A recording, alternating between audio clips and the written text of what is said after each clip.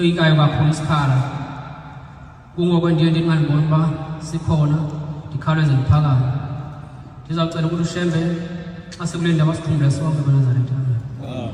Bantwana basezulwini lo ukhulumayo oguqile inkosi nathi ngawakwadela ndingwalapha ethubeni thina konkosi phela umshumayelo uvuke emthini. Amen.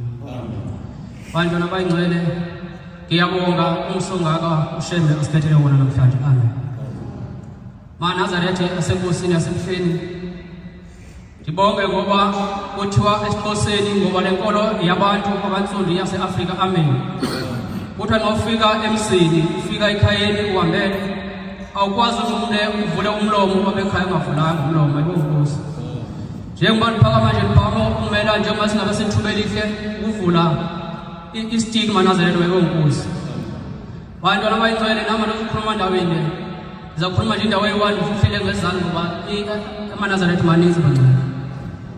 Ndiyabonga amaNazaretha lehle kangaka xa ndijongile amaNazaretha ingathi amathempile ngevulwa lo abavangeli wasebuhleni waNazaretha uhamba apha eCape Town. Ayibonkosi ngoba xa ndijongile amathempile mancane kanti siyasandapha lapha eCape Town. Ndiyacela kushema unyana zezulu oluthando lityalayo njengamanje lihambayo gcwele eCape Town lingabuyeli kuphela amaNazaretha. Amen. Nama ndizokhuluma endaweni amaNazaretha ndizakhuluma endaweni ihleli ngezantsi elinye ikhaya elinyanga amaNazaretha kuthiwa emzini wasekuphakameni kwake kwafika umlungu. Mayifika lo mlungu bangcwele wathi enkosini ilanga wathi shembe ndiyabona abantu abaninzi ndicela unike nje abantu abangabathatha ababe-20 ndizobafundisa umsebenzi wezandla ukwakha nawekhaphela.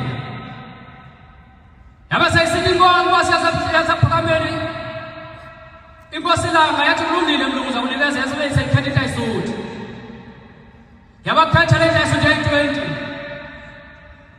yabe seyihamba nawo umlungu wathi ushambe nabo ake mlungu hamba nabo wahamba nabo umlungu isikhathana senyanga wathi emveni kwenyanga ezimbini entathu wabuya nabo wathi sendibagqibile shembe abantwana bakho ungabasebenzisa ngoba ndiyabona bayithanda into yakhe babakhwela imizi. Wabe sebabuyisa yaba inkosi yasephakameni seyikhomba indawo yathi bantu abami cela nilakhele nantsi indlu elo hlobo njengoba beyi-20.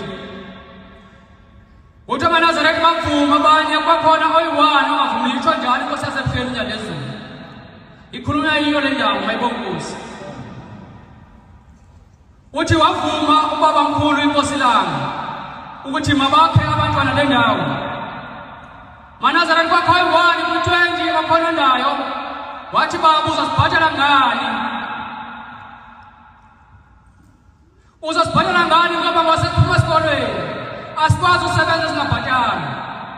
Uma silapha bangcwele sosebenzela isibusisa. Mayibonkosi lo wamavangeli ndiyamthanda kakhulu bangathi ushamba ngasiphilisa njengoba singabantwana singakudli kwendleleni yakhe yasezulwini. Amen. Wathi lo-1 uzasibhatala ngani baba ngoba manje sika esikolweni fama sibhatala umsebenzi wethu asikwazi usebenza nje. Uthi wasezulwini mntu nizasithola nje abantu abami isibusiso sebenzani nina nizawuthola isibusiso. Uthi asikwazi usebenza singazubhatala. Wacaba ke inkosi seyifikela kudinwa yathi hayi kulungile uma abantu ukhalaza bayeka baye basebenze ngizakubhatala wena kodwa nake ndibona ukuthi uyawufuma uyobona wona umzi wena.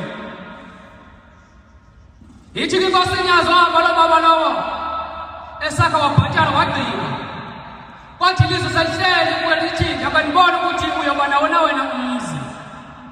Masilapho bangcwele sebenzela isibusiso hayi kubo hayi kuthini. Bayibonkosi uma sikule ndawo singabantwana kufanele masizithande sibe nenhlonipho amaNazaretha. Bayibonkosi sikhule phansi kwesandla sasebuhleni. Bayibonkosi uthi wahamba isikhathi sihamba isikhathi lo baba kanawo umzi uthi kuthi akafika esikhathini sabantwana bakhe bebona ukuthi isokolo esinayo ekhaya ayingangani kodwa basebenze kodwa into yangasebenzi nasezindlela ayisebenzeli. Baba sebesiyabuyisa wabathi baba kwenze njani imisebenzi siyithole kakuhle asinayo indawo yokuhlala apha ekhaya esekhukhwini kodwa kusemakhaya kuyona indawo yasedolobheni.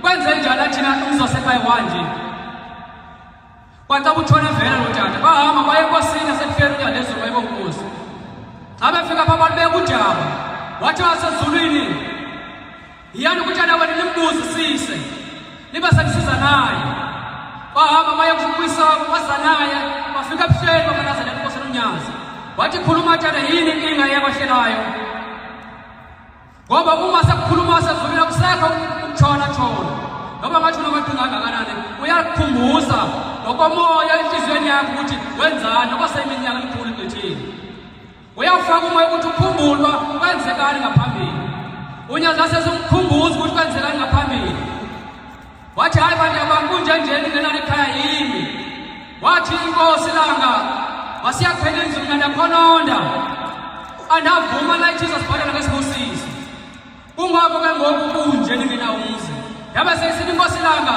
lokandibona ngoba nawo umzi njengoba ngenani ekhaya abantu abamyini ithi inkosi umnyazi yasezulwini yabe sengibebecela abantwana intethelelo yabe selisithi manje ndibayalela ihlobo ngenze ngalo ngoyise wabo uthi nabathethelele abanawo umzi mayibonkosi abantwana basezulwini la isikhaya namzo ngifika ngezansi amen Nkosi